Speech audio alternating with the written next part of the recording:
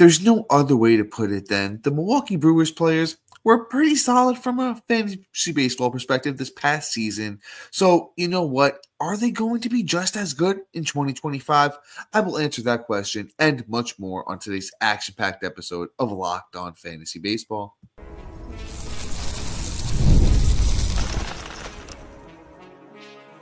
You are Locked On Fantasy Baseball, your daily fantasy baseball podcast. Part of the Locked On Podcast Network, your team every day. Hello, fantasy baseball fanatics, and welcome to the Locked On Fantasy Baseball podcast, brought to you by the Locked On Podcast Network, your team every day. As always, we're your number one source of fantasy baseball knowledge, and thank you for making us your first listen each and every day. I'm your host, Dominic Martino, riding solo today. As you can see, if you're watching on YouTube, and if you are watching on YouTube and you haven't already, you might as well hit that little bell below. It will subscribe you to the channel and give you a notification every time we drop a new episode. And if you're listening on a platform like Apple or Spotify that allows 5-star ratings and reviews, we would truly appreciate it if you could do that for us. And lastly, but most importantly to Matt and I, guys, give us a chance on the Subtext platform. Through Subtext, it's an in-depth personalized experience, offering so much more than we can in this 30-minute episode. And today's episode is brought to you by FanDuel. Guys, go to FanDuel.com, and they're offering so many great deals right now, so you're going to want to make sure you check all of those out. And guys, I mentioned it at the top, we're doing the Milwaukee Brewers today, and seriously, I wasn't joking at the top. The Milwaukee Brewers were good from a fantasy baseball perspective, and not even just from a fantasy baseball perspective, from a real baseball perspective, the Brewers were very good. They had 93 wins and 69 losses this past season. They won the National League Central. They made the playoffs, but they lost to the Mets in the first round. They did win a game against them, though. So, you know what? The Brewers, like I said, they were just strong. And let's just get into the players because there's not really too much to break down here. The team looked good as a whole. There's a small, couple of places that they can make improvements. I know I said let's get into the players, but as I said that, I started to think about there's a couple of things. I think they could bring in a big power bat would make a huge difference. If they can get somebody that's like, a 40 home run type of guy, I think that's going to make a huge difference in this lineup. The starting pitching, I think, is going to be really good, so they don't have to do much there. It really might just be the hitting. Now, my friends, we get into the names here. Let's start with Jackson Chourio. Jackson Chourio, and that might be an interesting place to start for some. So I think that's where we're going to go. And indeed, we are going there. So with Jackson Chourio, he was actually being drafted as the 31st outfielder off the board, pick 116. I think Matt and I teased it, to be honest with you, that this is the last time we're ever going to be able to draft Jackson Chourio outside the top 100, at least for a long, long time. And it's really, really looking that way. Because the young Jackson Chourio, in his first year in the major leagues, played 148 games, and this is as a 20-year-old. 528 at-bats, he had 80 runs, 29 doubles, 3 triples, 21 homers, 79 RBIs, 22 steals, 39 walks, 221 strikeouts, and he hit 275. As a 20-year-old, your first taste of the bigs, you just come out here and say, you know what? I'm just going to be a star. He really was. So with Chourio, somebody who dominated the minor leagues, even last year, what he did in the minors was fantastic. He had 22 homers and 44 steals with a 283 batting average, and that was over 128 games. So the proof is in the pudding with the young Jackson Chourio. And to be honest, I believe I do have him ranked as a top 20-ish outfielder for next year. I think we're going to have to take him as an outfielder number 2. Hopefully there's not too much buzz on him and he becomes an outfielder number 1. If Jackson Chourio becomes an outfielder number 1, not that I won't take him, but it's just going to be it's going to stink. It's going to stink, and I see the path where it does happen because outfield. Not that outfield is going to be bad for 2025. It's just going to be a situation where a guy like Jackson Chourio, everyone's gonna, just push the numbers forward because he was so good. And I get it. I'm just hoping I can get him as my outfielder number 2. So if that's what the price is, I'm going to be in a lot. If he's an OF1, like, you're talking about like the 12th outfielder. But you know what? We have a little bit of time today. You know what? It's just me and you here talking. So where do I have Jackson Chourio ranked as far as my 2025 rankings go? I'm going to pull them up. And as I'm pulling them up here, I do just want to talk more about these numbers the kid's producing. Jackson Chourio is produced as a 20-year-old. You don't ever really see a 20. I don't think he's the youngest ever, but one of the youngest players ever to have a 20 season. He's 20 years old, had 20 homers, had 22 steals, and he had 29 doubles. So you know what? We're just going to call him Mr. 20. So I actually – I'm going to embarrass myself here, guys. I have Jackson Chourio ranked as my number 10 outfielder going into next year, right? So I'm over here talking all the smack. I'm saying not an outfielder number 1. I have him ranked that way. This is my way too early rankings. I might have to move things around. I already see some names that I have under him that I might push over him because all the upside is there. I think it's 30-30 upside for Chourio with a 280 batting average and solid runs and RBIs on a Brewers team that was really good last year. I think they're going to be good this year too. This upcoming year in 2025. So I don't know. So maybe we are looking at Jackson Chourio in outfielder number 1 territory. But you know what? I'm just hoping early ADP lets us take him as an outfielder number 2, and that's going to be a lot of fun. So if you're pairing Chourio with like a Tucker or a Julio or a guy, a Yordan Alvarez, a guy like that, you're gonna have a nasty outfield. So I'm all in on the young Jackson Chourio. Let me move on to another young stud from this Milwaukee Brewers team, and it's William Contreras. I've been all over William Contreras, even back when he was with the Braves. I remember, when he first got the call. So much power in that bat, right? We just always knew that, if this guy stays healthy and just, does his thing, we're gonna see some really great production from the catcher position. And William Contreras is not disappointed at all. This past season, William Contreras played 155 games. He was an all-star. He had 595 at-bats, 99 runs, 37 doubles, 2 triples, 23 homers, 92 RBIs, 78 walks, 139 strikeouts, and he hit 281. You can't ask for more out of the catcher position. I think it's kind of obvious that William Contreras goes into 2025 as the number 1 catcher. I mean, you could pay the price. This actually might be one guy that I'd actually feel comfortable paying the number 1 catcher price. Let's hope that's maybe the 6th round, in most cases. I mean, in those draft and hold leagues that go on, it's going to be a different kind of situation. But I'm just talking regular redraft and stuff like that, 12-man league. Hopefully, we can get him around round 6. And I'm comfortable jumping in there. I'm not going to do it a lot. I'm more of a kind of wait on catcher kind of guy, but I don't blame you. I haven't felt comfortable with, ranking a catcher number 1 in a long time. And I think William Contreras has earned that. 2 years of very, very strong production. And even if you go back to the 2022 season, that's a pretty strong, 97 game campaign from William Contreras that year too with the Braves.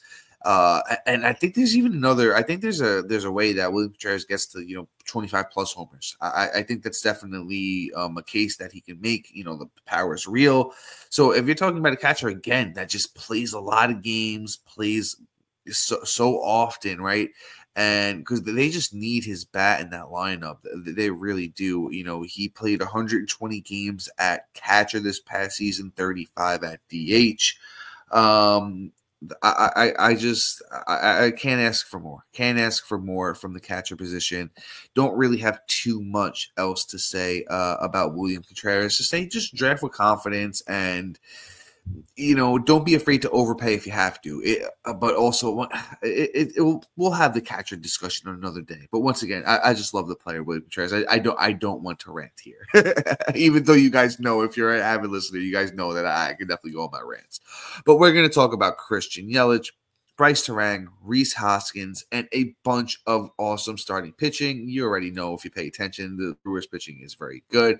But those names and more coming up next.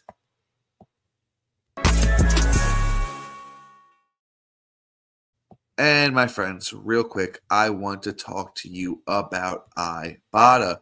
This month, Ibotta is giving new users 100% cash back on your Thanksgiving feast. Just add the offers in the app to redeem for everything you need to make your Thanksgiving feast complete. All you have to do is shop at your favorite retailers and upload your receipt. Other apps give you points that don't amount to much. With Ibotta, you get real cash back that you can cash out to your bank account, PayPal, or gift cards. You can also earn cash back on hundreds of online brands and retailers when you start with Ibotta, including Lowe's, Macy's, Sephora, Best Buy, and more. Download the Ibotta app and use the code LOCKEDONMLB to get 100% cash back on your Thanksgiving feast starting November 1st. Just go to the App Store, Google Play Store, and download the free Ibotta app and use the code LOCKEDONMLB. That's IBOTTA in the Google Play or App Store and use the code LOCKEDONMLB. And then, guys, I have another great one that you don't want to miss out on. Get ready to tackle the NFL action with FanDuel, America's #1 sportsbook, because right now, new customers can bet $5 to get $150 in bonus bets if you win. The FanDuel Sportsbook app gives you everything you need to place live bets on the NFL all in one place. So when you get a hunch in the middle of the game, you can check out the latest stats, view live play-by-play, and so much more on the same page where you place your bets. Just visit FanDuel.com to join today. You'll get started with $150 in bonus bets if you win your first $5 bet. That's FanDuel.com. Never waste a hunch and make every moment more with FanDuel, an official sportsbook partner of the NFL. And then once again, guys, I want to talk to you about the Locked On Fantasy Baseball Podcast Diamond Club on the Subtext platform. It's going to be your ultimate fantasy baseball companion this offseason. You can rely on Matt and I for our dynamic content. You're going to get real-time alerts right to your phone, including our 2025 rankings, and then a deep dive when it comes to breakouts, busts, sleepers, and all of that stuff. So you know what? It's going to be, like I said, your best friend this offseason. And, you're going to check that out by, staying ahead of your fantasy league on the Subtext platform, link in bio. It's going to be where your path to victories begins. So subscribe now, and we're going to elevate your fantasy baseball experience to a new level. All right, my friends. I really want to keep deep diving this Brewers team with you because there's a lot to unpack, especially when it comes to a fantasy baseball standpoint. And let's talk about Christian Yelich. I'll say this. I kind of just want to start by saying that I kind of owe Christian Yelich an apology. The last few years, I've really been out. I've really been out on Yelich. I just never really thought he was going to be the same kind of player, after all the back injuries. And listen, I'm the type of analyst that I'm going to be real with you guys. I'm real in every aspect of life. You can ask anybody that knows me. But I'll admit it. Yelich has been good. The last 2 years, Yelich, when he's been on the field, especially in 2023. I want to talk about Yelich's 2023. He played 144 games. He had 550 at-bats, 106 runs with 34 doubles, 19 home runs, 76 RBIs, 28 steals. He had 78 walks to 140 strikeouts, and he hit 278. This past season, it looked like Yelich, we were going to see more of the same for him. He got the season cut short with injuries. 73 games, 270 at-bats, 44 runs, 12 doubles, 3 triples, 11 homers, 42 RBIs, 21 steals. So the steals pace was even better than last year, and the batting average was better than last year. 315. The strike-to-walk ratio is better this past season with 40 walks to 58 strikeouts. So the old man, Christian Yelich, going to be 33 this upcoming year. I think there's something left in the tank. You're talking about a guy that I think it's 20 homers, hopefully 20, 21 homers. You're talking about 20 plus steals with the upside of 30 plus. A solid batting average, I think, is definitely in the cards. You're talking about a guy who's a career 287 hitter, over almost 1,500 games and over 5,500 at bats. So I think he not as good as Marcell Ozuna, but I think there's a comeback-ish season in the cards for Christian Yelich. The ADP last year was outfielder 20, pick 63. I currently have Yelich probably overranked too, to be honest with you. I have Christian Yelich ranked as my 26th outfielder. So, right, that's another sweet spot when you're talking about like an outfielder number 3. If we can get a Yelich there or potentially as a utility, I'm really going to like that because, like I said, I'm not going to overpay. I'm not going to do the outfielder number 2 price that we had to pay last year for Yelich because I'm not banking in him playing 100 games even. Because if he does, that's just going to be, that's going to be lucky for us. A 33-year-old with back problems and other lingering issues, it's going to be tough. So if we, once again, that outfielder number 3 range, that utility is going to be the sweet spot for me drafting Christian Yelich in 2025. There is upside. There is definitely potential here for him to, be good. It's just that, it's been a tough run. It's been a tough run with injuries for Yelich. But when that guy is out there, he is one of the better players in the MLB. Let's move on. Another young gun. Going from an old head to a young gun, we had 2 young guns up top. So I'm saying 3 out of 4 young guns here. Bryce Turang is who we are going to talk about. With Bryce Turang, really impressed. He had a lot of prospect buzz, coming up, before he entered the league in 2023. He's fast, man. Let's lead with that. He is very fast. He definitely fell off. At the end when we needed him the most. But Bryce Turang this past year, 155 games, 559 at-bats, 72 runs, 24 doubles, 4 triples, 7 homers, 57 RBIs, 50 steals. That's where he made his money for us this year. 50 walks, 205 strikeouts. Actually helped in points leagues a lot, and a 254 batting average. The splits, though. Let's talk about those. Bryce Turang, once again, we're just going to do the second half, right? Let's just do, after the All-Star break. He wasn't good, to be honest with you. So before the All-Star break, 277 batting average in 93 games for Turang. 62 games in the second half, 220 batting average. Did steal 20 bags in the second half, 30 in the first, so that pace was around the same. Only hit 1 homer in the second half, where he hit 6 in the first. 16 doubles in the first half, 8 in the second, 27 runs in the second half, 45 in the first. So, a lot better numbers in the first half for Turang. I really hope that he can figure it out because he did hit 258 in September, October with, 11 stolen bases that month.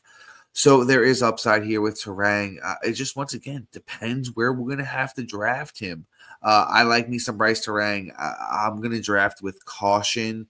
I just want to see ADP. I can't really say too much because he's going to be eligible at second. Second's a tough position. I'll let you guys know if you're listening at this point.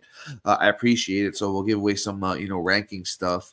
I have Bryce Turang as my number 9, second baseman going into 2025. I like that spot. Really going to be more of a steals runs kind of specialist, with Turang here. So when you're drafting him, that's what you're really, taking him for. I don't think there's a huge amount of batting average upside with a guy like Turang. And then again, even the runs, 72 runs for him in 155 games on a team that won 90-plus games and was really good. So, kind of depends where they're going to fit Mr. Turang in this lineup. I do like him. There is upside, but I'm not banking in like a crazy amount of upside, even though Turang will be 25 years old this next season. I want to, let's do one. Let's do one starting pitcher real quick. Let's do Freddy Peralta. Freddy Peralta, one of the best. He has some of the best stuff in the game, right? Just you don't always see the results that you want from Mr. Freddy Peralta. And I'll just say this: I'm really, really hoping that there's a better season in there than his 2021 season. And even though that was a really good season for Freddy Peralta, I feel like we can get that energy, back similarly. In 2025. I know he'll be 29 years old, but a 3.68 ERA this past season for Freddy Peralta in 32 starts, 173 innings, 200 strikeouts, and a 1.21 whip. The whip is a lot higher than I would like it to be with a guy like Freddy Peralta. The ERA is the same, even though the FIP would tell you otherwise. He's kind of always outpitched this FIP in his career. I would love to see a low 3s ERA with, a huge strikeout number for Freddy Peralta and get that whip under control.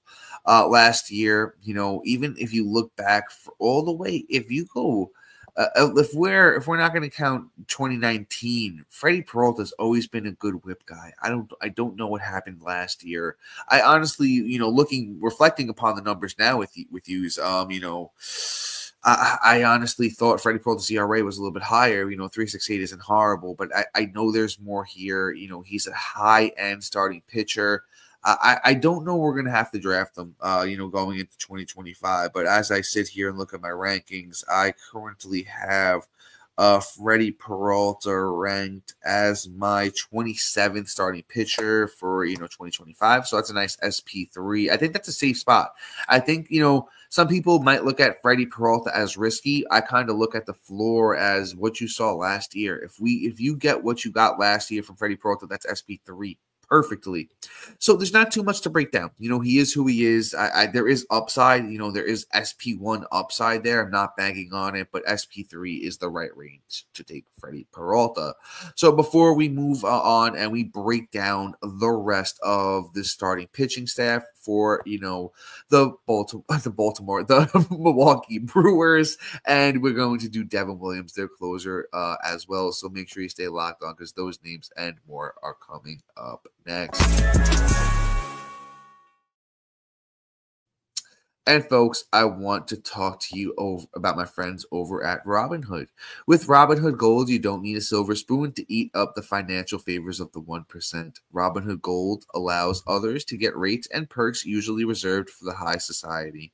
Now, the resourceful individual with Robinhood Gold can earn the very liberal rate of 4.5 APY on uninvested cash and be rewarded with a handsome 3% retirement boost on an IRA account. Robinhood Gold provides the privileges of a high net worth for any net worth. These generous benefits are now available for only $5 a month. The new gold standard is here with Robinhood Gold. Sign up at Robinhood.com/gold. Terms apply. For product-specific disclosures, visit Robinhood.com/gold. Investing involves risk. Rates may change. Gold membership is offered by Robinhood Gold, LLC. All right, folks, just you and I for the rest of this. I'm pumped. Let's talk about I don't want to say diamond in the rough, but I think a hidden gem, Brandon Woodruff. I know if you've been around for a while, you're probably looking at me and saying, "Damn, this guy's always hurt. He can't stay on the field." And I'll come back at you and say, all right, yeah, but what does he do when he's out there? He's good. He's a good pitcher. He has good stuff. He's 6'4", 244, so I'm never really worried about the frame. I know he's a little bit older, and the last time he pitched was in 2023, 32 years of age, in 2025 for Woodruff. But the last time we saw him, he was great for 11 starts. It was a 2.28 ERA, 67 innings, 74 strikeouts. And the whip was an 0.82, so he was on a Cy Young pace. I want to do Woodruff since, honestly, you can go back to 2018. Let's just take out those 43 innings from 2017 and do Woodruff from there. It's 107 starts, a 2.98 ERA, 637 innings with 756 strikeouts, a 1.02 whip, a 3.12 FIP. And he's just one of the best. He's one of the best in the game. Recovering. Let's see if there's any update on Woodruff as far as where he's at in his recovery. I'm sure. From what I remember, he should be ready for opening day, right? And I think that's the move here. Let's see. With what's going on with Brandon Woodruff, right? I don't see it here. Devin Williams, everything's looking on track for him. But when it comes to Brandon Woodruff, I got it. So, he got surgery on his throwing arm back in October 2023. They non-tendered him. Then he signed a 2-year deal. So then after that, in August, he threw off the mound for the first time. But, it really, really looks like, he's going to be back in 2025 early on. So I just don't know where the draft value is going to be. I'd probably be looking at Woodruff as my SP 5 and 12 mans, maybe hoping my SP 6. I know he's gonna get gassed up. I know he's gonna get pushed up boards, just because of the upside, especially if things are looking on the up and up. We'll circle back to Woodruff, but I just want everybody to remember the name and how good Brandon Woodruff is and the dominance of him. I just literally read you off pretty much his whole career. I just took out that 2017, his first year in the majors as a 24-year-old. Everything other than that's been, stellar, especially even if you just look at the last 4 seasons Woodruff pitched. Absolute dominance. So I'm all in on Brandon Woodruff. I'm really going to try and get as many shares as I can, especially as the news looks better and better, which I think it's going to for a guy like this. Let's go on from a sure thing. Well, not a sure thing, but from somebody who I know is really, really good to somebody that gives me questions all the time. It's Aaron Savale. He's so annoying because Aaron Savale is talented, but it comes in bunches. And, you really thought when Tampa went out and got Aaron Savale, all right, there's something here. Tampa wouldn't have went after him if they couldn't figure it out and channel it. Savale had very little to, no success in Tampa. But you know what? Tampa gets rid of him, ships him over to Milwaukee, and we saw some success. We saw some success for the 29-year-old in Milwaukee this past season. 14 starts in Milwaukee this past season, a 3.53 ERA, 74 innings, 65 strikeouts, and he had a 1.21 whip. That's very, very Aaron Savale-ish. That's what we like to see. He's going to be like a mystery bag, man. I really think he's going to be a mystery bag in 2025. He's going to be somebody you're going to be able to take later on. He's somebody that we're not going to have to invest a lot in on draft day. And it's a nice little scratch off. It's a scratch off. You might do this scratch off and say, hey, listen, you owe me a couple bucks. You owe me. I know we don't. The scratch offs like that don't exist, but with Aaron Savale, sometimes that's what it is. Because when he went to Tampa, overall it was a 5.36 ERA in 23, and then in 24 it was a 5.07 ERA for Savale. That was over respectively 17 and 10 starts for Savale. So it wasn't even a small sample size in Tampa. You got 27 starts with a 5+ ERA in Tampa for Aaron Savale. Love that he rebounded in Milwaukee. If you picked him up down the stretch, he was good for you while he started with them. Just want to see where the thing goes. I'll have a couple shares. in Aaron Savale in 2025. Let's move on to one of my favorite sleepers going into next year. It's Tobey Maguire. It's not Tobey Maguire, Tobias Myers. I was doing a funny one there. I hope you got a little laugh out of it. So once again, Tobias Myers. I think it's a sleeper pick. I don't think it's a breakout, right? Because I don't think Tobias Myers has like a crazy upside here.